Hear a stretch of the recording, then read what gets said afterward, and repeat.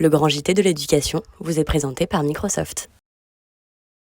Bonsoir Loïc. Bonsoir Virginie et bonsoir à tous. En cette journée de prévention du suicide, on commence avec cette étude publiée par Santé publique France et les chiffres sont assez durs. Les pensées suicidaires ont doublé en 10 ans chez les jeunes, les 18-24 ans.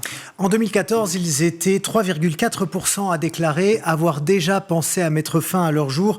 En 2024, ils sont 7,2%. Depuis 2017 également, les tentatives de suicide ont augmenté de 60%, des chiffres en forte hausse, particulièrement chez les jeunes filles. En cause, notamment le confinement qui a enfermé les jeunes avec leurs idées noires, mais aussi les réseaux sociaux. L'algorithme de TikTok notamment est régulièrement pointé du doigt, puisqu'il vous propose en fait des dizaines de vidéos sur le même sujet dès qu'il a compris qu'il s'agissait de votre centre d'intérêt du moment. Écoutez le témoignage de Madeleine sur RMC. Aujourd'hui, elle est étudiante à Sciences Po. Elle a fait une tentative de suicide en 2020. TikTok, l'algorithme, tu regardes une vidéo et puis on te propose que ça. Donc moi c'est simple, j'avais que des vidéos de meufs en HP, de gens en dépression. T'es dans le TikTok dépressif. Je me réconfortais, je me disais mais je suis pas la seule. Tu te retrouves un peu dans une boucle infernale quoi. Gabriel Attal a déclaré vouloir se saisir de ce sujet. Il souhaite simplifier l'accès à un accompagnement psychologique. Alors le suicide, c'est le drame qui a touché la famille de la jeune Lindsay. C'était en mai 2023. Elle avait 13 ans et elle était harcelée depuis de longues semaines dans son collège malgré les alertes au principal de l'établissement et à l'académie de Lille. Et bien 9 mois après la perte de leur fille, les parents de Lindsay crient à nouveau leur colère. Plusieurs comptes anonymes continuent d'insulter la jeune fille sur les réseaux sociaux. 2 vidéos ont même été mises en ligne la semaine dernière et s'en prennent ouvertement à la famille.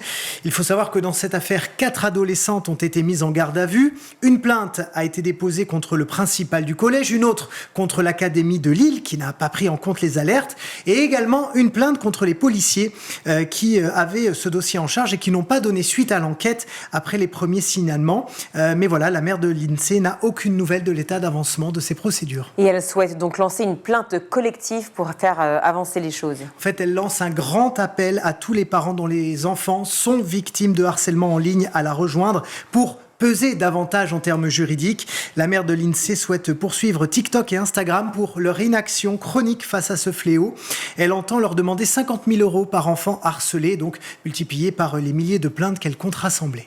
Sur un tout autre sujet maintenant, un appel à la grève a été lancé pour demain mardi. Après la mobilisation du 1er février dernier, l'intersyndicale souhaite maintenir la pression sur le gouvernement et les revendications sont claires. Oui au choc des salaires, non au choc des savoirs. Sur le volet des rémunérations, le communiqué précise que les mesures prises ne permettent pas un rattrapage des pertes de ces dernières années.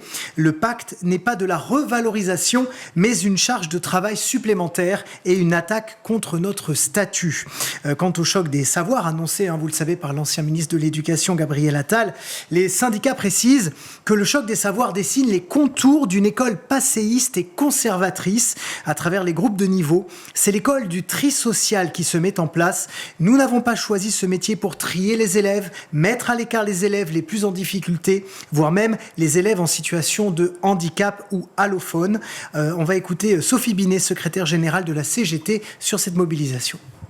La priorité, c'est des augmentations de salaire et c'est une revalorisation des conditions de travail et puis d'avoir des négociations sur ce qui est annoncé par le gouvernement et ce qui ne convient pas du tout à la communauté éducative, à savoir ce choc des savoirs qui est en contradiction avec la déontologie d'un certain nombre d'enseignants. Aujourd'hui, c'est cette conception-là qui pose problème puisqu'on a une ministre qui porte le séparatisme social dans ses choix personnels mais aussi dans ses choix collectifs puisque on a des révélations comme quoi elle intervient pour défendre des établissements privés, que elle a aussi joué pour empêcher que les rapports d'inspection sur Stanislas ne sortent et qu'elle minimise le scandale de ce qui se passe à Stanislas, etc. Donc, au bout d'un moment, il faut arrêter les frais et il faut pouvoir dire non, je ne peux pas faire le job et laisser quelqu'un d'autre, quelqu'une d'autre jouer le rôle de ministre. Il y a besoin d'avoir un ou une vraie ministre de l'Éducation nationale.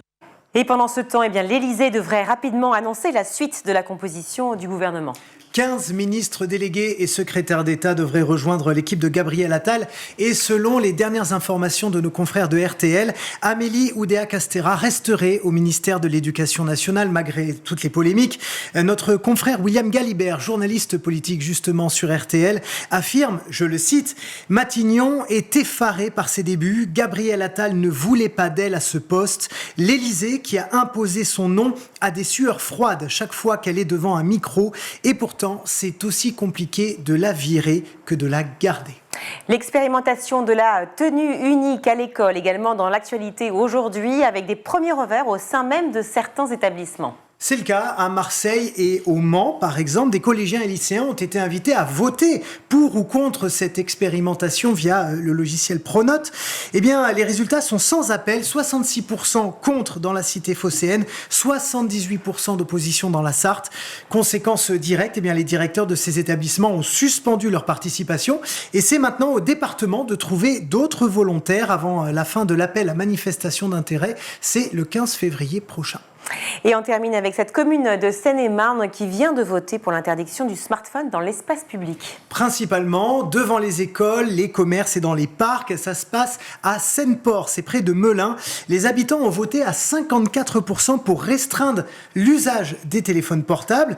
Le maire de la ville, Vincent-Paul Petit, explique notamment qu'il souhaite que devant les écoles, les parents comme les enfants puissent se parler sans avoir le nez sur leur téléphone et qu'il s'agit d'une mesure de santé publique à l'heure, bien sûr, on le sait, où les écrans envahissent de plus en plus le quotidien des plus jeunes. Et il rappelle néanmoins qu'aucune loi ne prévoit de sanctions en cas de non-respect de cette charte.